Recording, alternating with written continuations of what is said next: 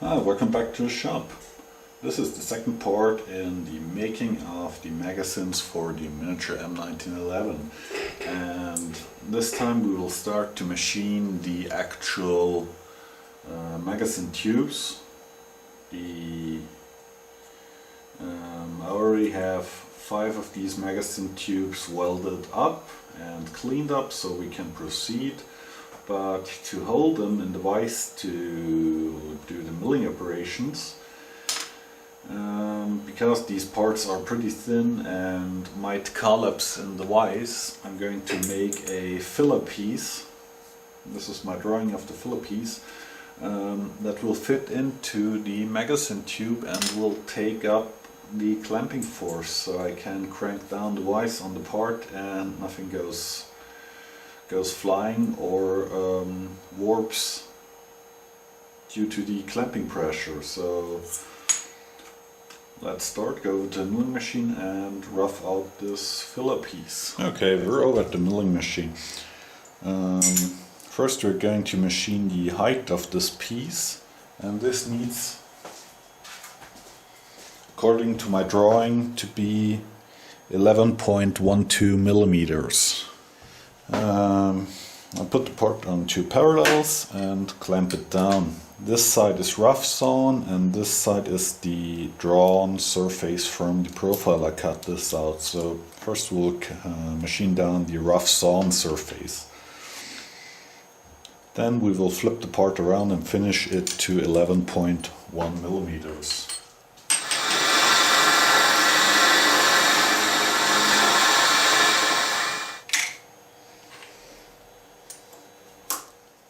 Flip the part around, and now we really need to seat it on the parallels to get a parallel piece.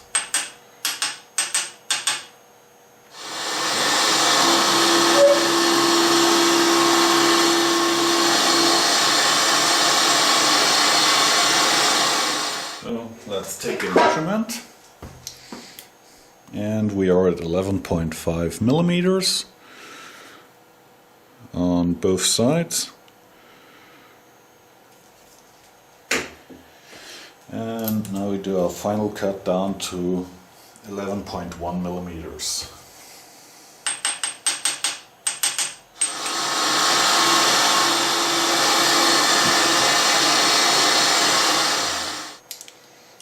Okay, we are at 11.10 millimeters.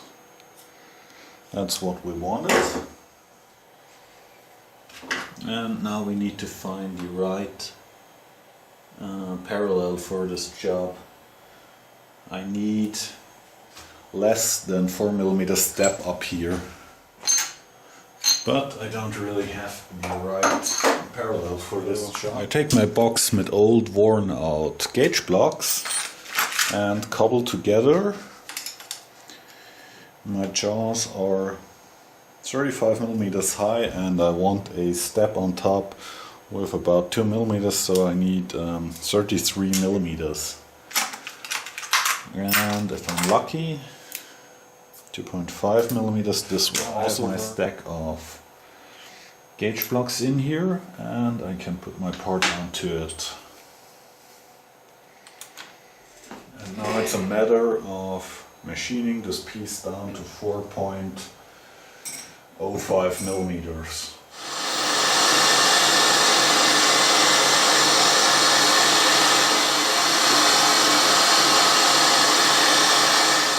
And we have 4.05 millimeters. As the magazine tubes have a radius on top, and this filler piece will not fit into the tubes, I'm going to machine a big chamfer on the front edge, on both front edges, so it will slip in. And for the machining of the chamfer, I'm using a 90-degree 4-flute carbide chamfering bit. I like these very much. They can take quite abuse and they are not that expensive. And if used correctly, they give a very nice finish on chamfers.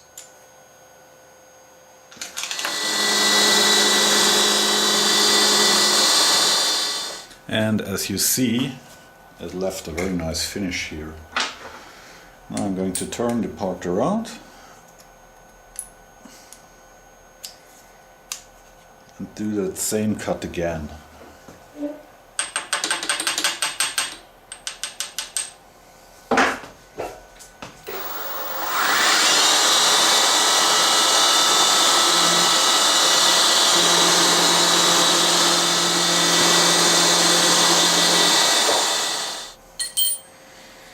Okay, there we have our filler piece in cross section. Now we're going to see if it fits the magazine tubes. Okay, we're back at the bench and we will give it a test fit. And oh yeah, I can. Ooh, this is a very nice press fit, and this will prevent the magazine tube from collapsing while I clamp it in the vise for machining. But this is a bit too tight. I will take off some of the front edge of this this leading edge, so it goes in a bit lighter, because I don't want to hammer out these filler piece each time I do some. I change my parts.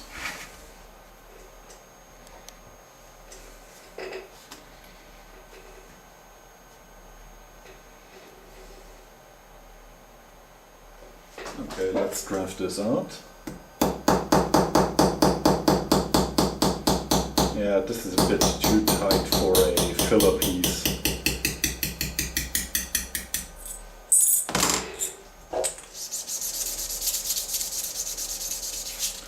And I'm just taking down some of the material on the sides and on the back also, just to, and why not on the front.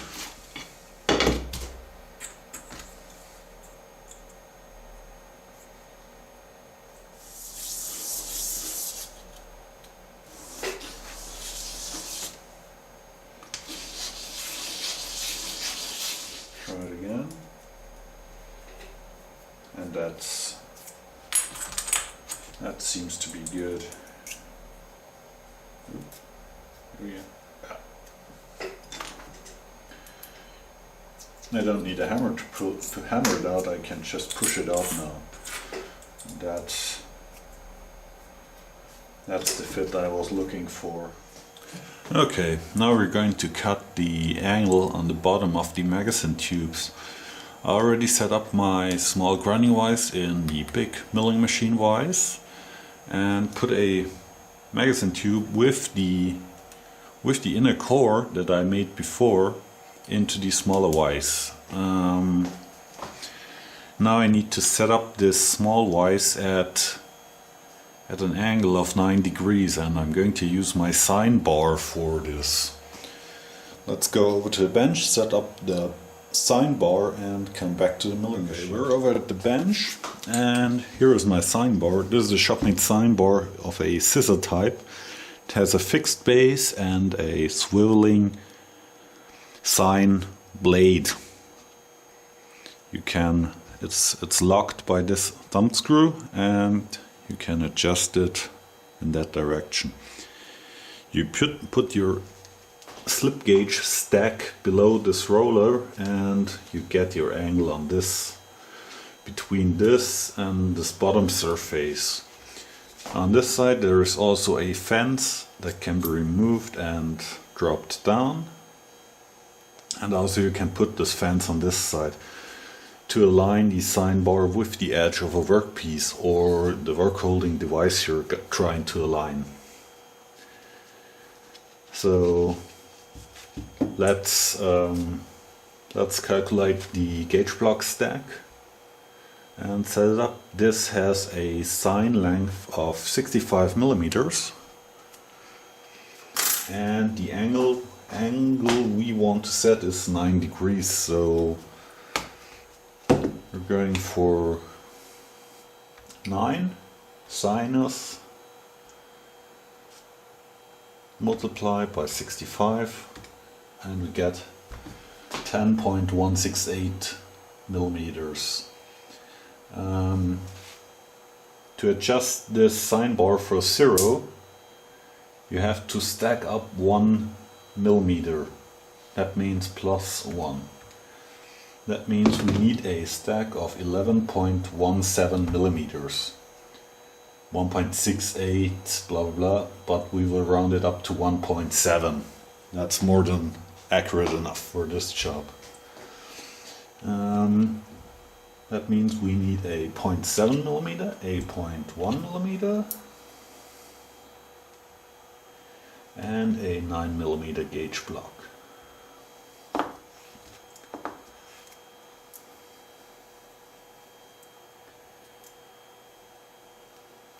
Ring them together, and there's our stack. To put it on the sign bar on this surface here,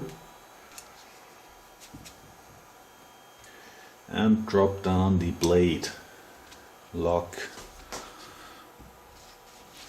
it in place, and now we have an angle of 9 degrees set here, set between this and this surface. I can leave in the gauge block stack or remove it, but for now I'll just leave it in. We're back at the milling machine, and now I'm going to put my sign bar onto this small grinding vise, and it wants to slip down on because it's on an angle. And I'm just putting a small magnet down here to block this motion. Now we just run a dial test indicator along here on this top surface until it shows 0 from end to end. Then this vise is angled by 9 degrees.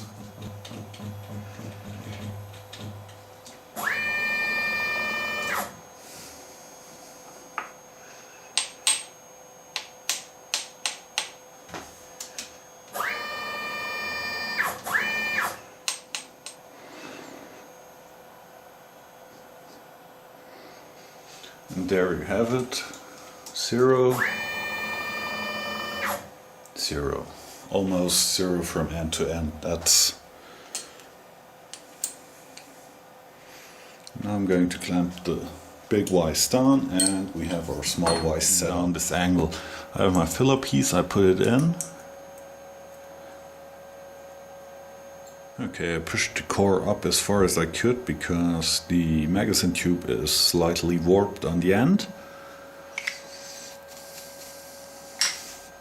And I put it in the small vise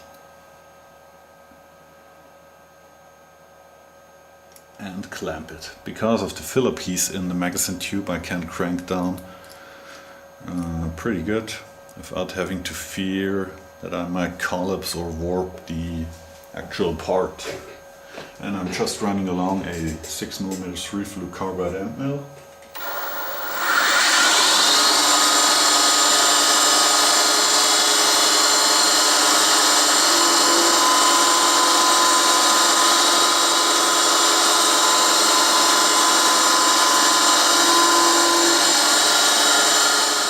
There you have it.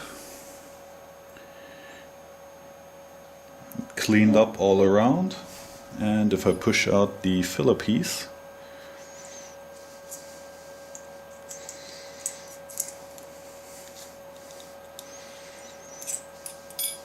and after some minor deburring with a scraper, I get a very nice cross section of the part, everything cleaned up nice, and I have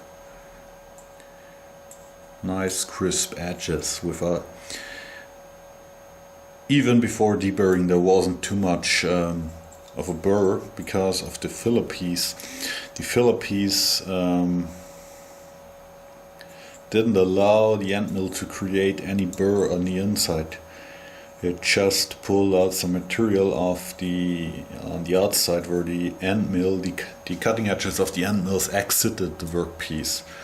There you will get a burr, but that can be removed very easy with a scraper or a fine jeweler's file.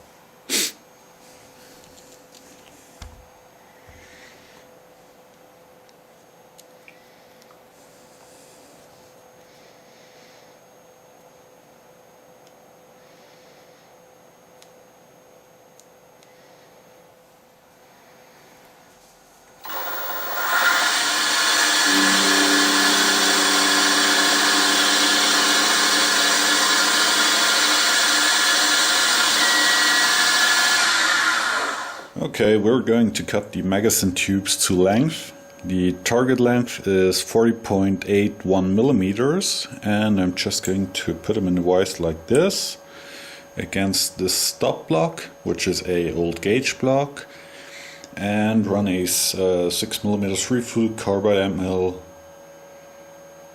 along the length of it to shorten it. Of course, for clamping I'm putting in my filler piece.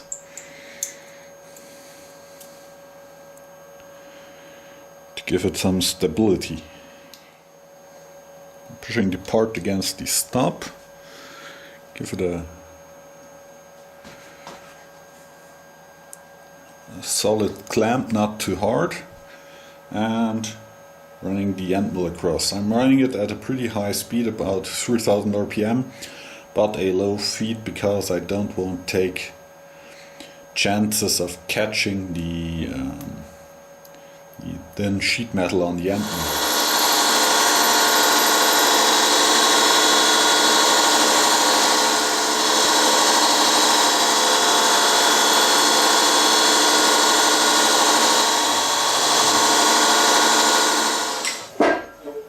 Okay, let's take a look. Pull the filler piece out and take a measurement.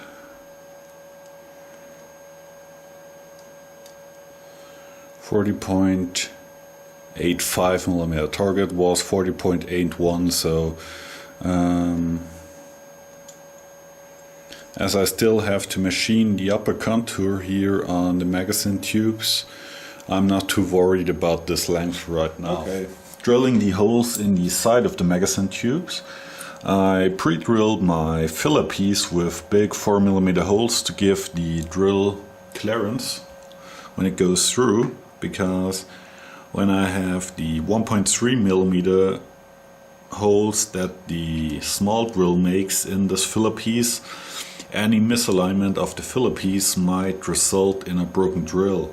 And as this is a coated carbide drill, this is pretty fragile and I don't want to snap it off.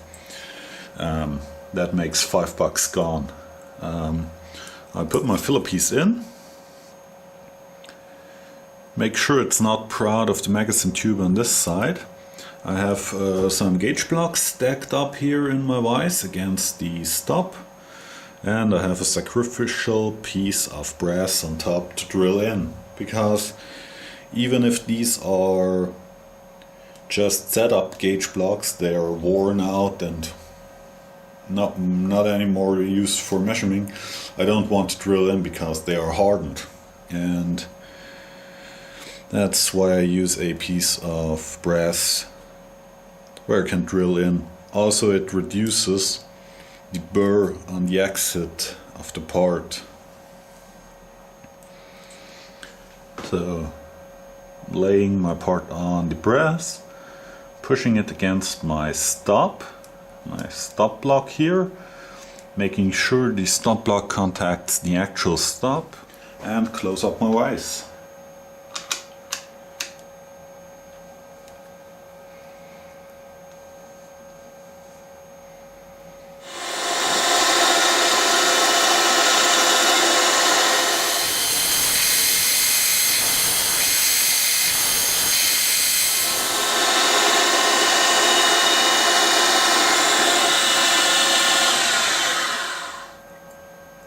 These short stubby carbide drills are very rigid and you can use them without a spotting drill. They keep their precision very well. That is the reason why I use them so heavy on the small diameters. Okay, I'm just pushing the filler piece out of the magazine tube. And there are some brass chips, of course, in it where we drilled in our sacrificial piece. And here we have the magazine tube with the hole pattern in it on both sides. Okay, we're back at the bench, and the next task on hand is to form the magazine lips on top of the magazine tubes. I already did this one to work out the whole process, and now I'm going to show you how I did it. I took my die, my bending die from before, and machined the contour of the magazine tube on it, and also I machined the radii here and here. That's used to form the magazine lips. The process itself is pretty easy. The forming piece gets pushed into the magazine tube.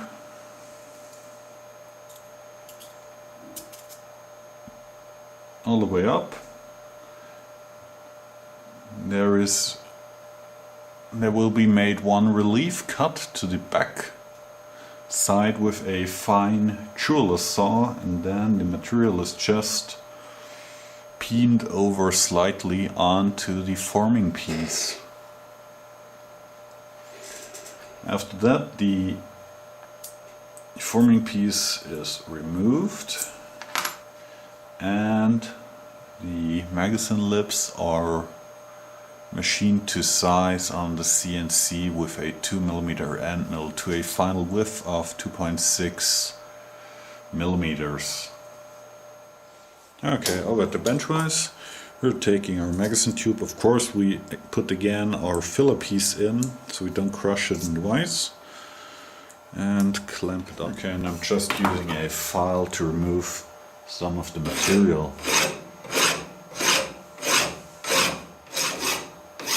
Okay, that's enough of the material removed.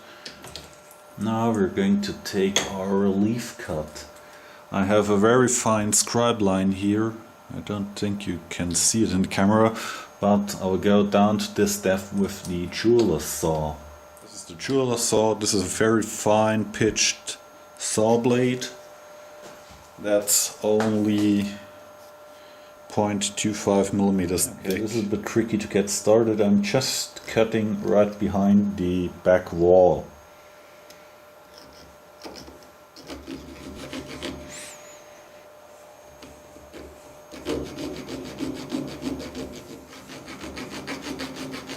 Okay, that's deep enough. And here you can see our relief cut. Now we take our bending die or forming piece, push it up until it's flush with the end of the magazine. Sure that the vise jaws are clean so we don't embed some I'm going to peen this over.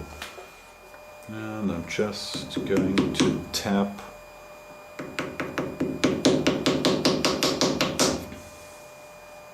it over so it follows the curve on the forming piece.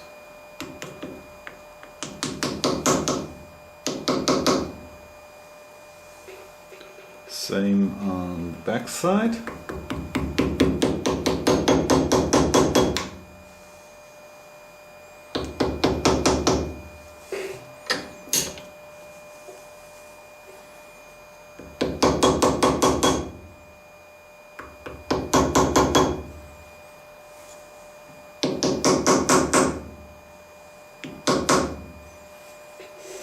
Okay. Now we have the material formed over, and we can pull out our forming piece.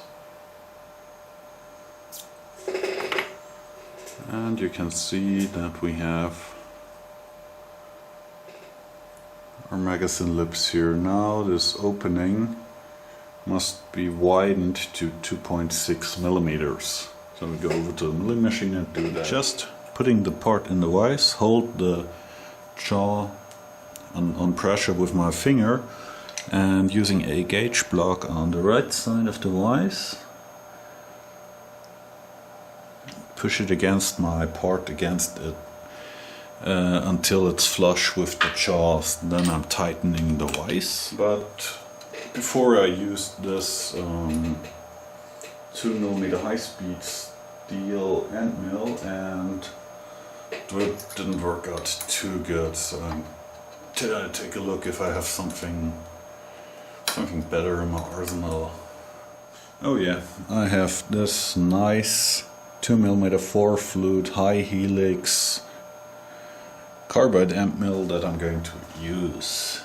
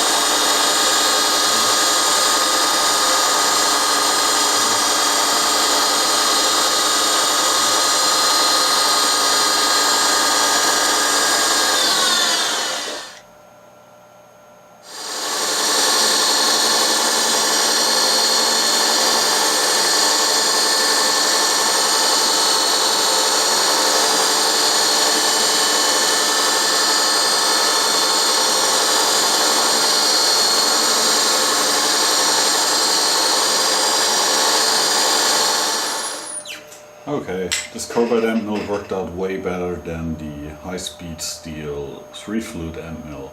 I got a pretty nice cut, only this piece here bent slightly, but I can push it back in position with my thumbnail. Okay, we're back at the bench and we have some deburring to do and also some stock removal here on the back side, but we're just doing this with the jeweler's file. I'm just rolling over the material here on the back side where we did the relief cut, so everything conforms to one closed surface. Okay, that's it. Now we have the magazine lips in this area made and formed. So 2 are done, 3 to go. I'll do these off camera because I can run music without the camera.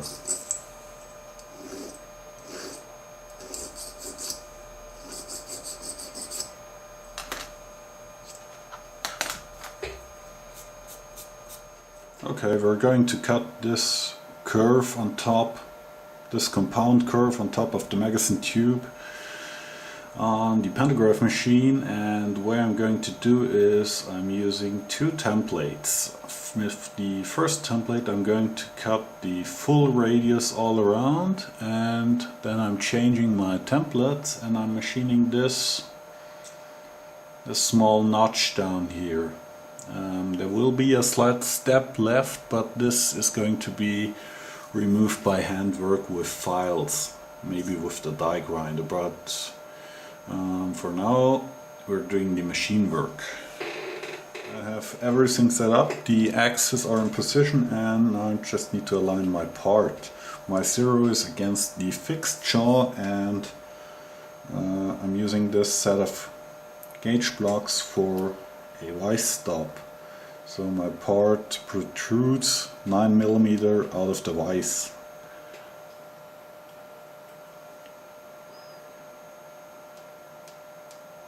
Just hold the gauge block stack against your vise and with the thumb push the part against the gauge block and then clamp it in place.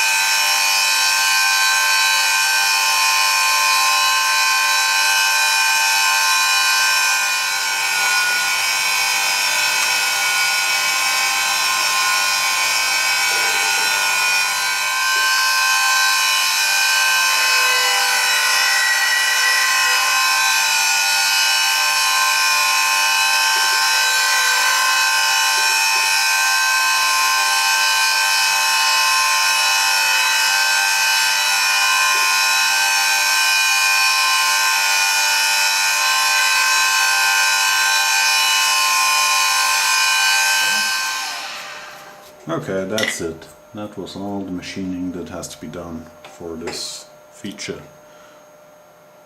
As you can see, when I pull out the filler piece, that I now have this kinda sloped curve around the front of the magazine tube. We're back at the bench and we're blending over the two milled curves to one sweeping compound curve.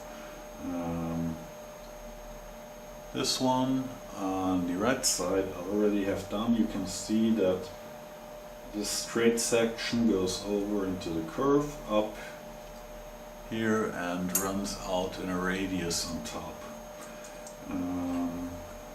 Get that out of the way. And this is the second one. I didn't do anything to this yet. You see still this step in this area, and we're going to blend this over with a round needle file or jeweler's file. Just going to file this.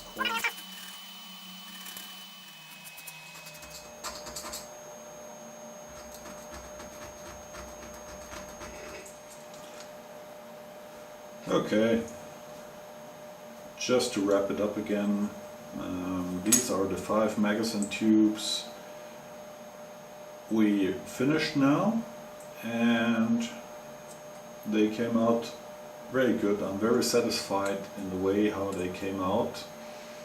I actually never before did welding on sheet metal that thin with my TIG welder at home, and it worked. It's okay. Also the bending die to make the actual shape of the magazine worked very well as the forming piece to make the magazine lips on top, and finally the machining of this complex curve on front of the magazine worked out very good, and I'm very happy how they came out. And next part that will follow is the bottom piece of the magazine and the follower that's moving on the inside, and also I'm going to make a few dummy rounds, 45 caliber dummy rounds, just machined out of brass and copper, to test the magazines. Hope you enjoyed it, and thank you for watching.